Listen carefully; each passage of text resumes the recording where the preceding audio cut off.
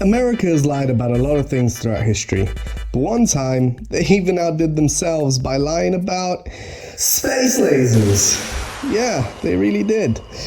It was the Cold War, the period of time when America and Russia were pointing big red rockets of mass destruction at one another and really just pretending that they weren't terrified. The year is 1969, and Russia was showing off their brand new space program and all the cool weapons and toys that they had.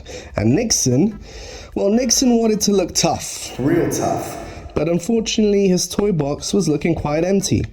He was juggling a bunch of scandals at the time, Vietnam, Watergate, and the crashing economy, and that left America's wallets looking quite empty, terribly empty, and he went for the cheapest option he had, to lie. So America announced to the whole world and to the Soviets that they had space lasers, weapons of mass destruction. And in the Russian people's minds, they bought it. They actually thought America had space rockets and astronauts spinning around like Beyblades, ready to attack Moscow at any second. And you might think to yourself, space lasers, space astronauts with laser guns, rockets, really?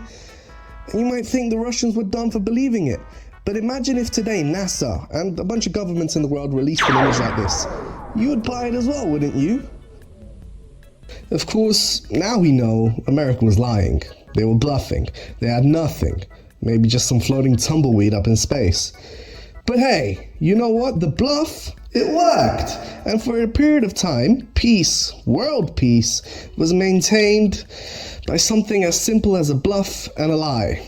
And you know what? That is the Cold War. That's just a crazy slice of what the Cold War actually was like. Sometimes they were threatening each other with real weapons, other times with completely made up weapons. But hey, as crazy as it seemed, that's it for today's story.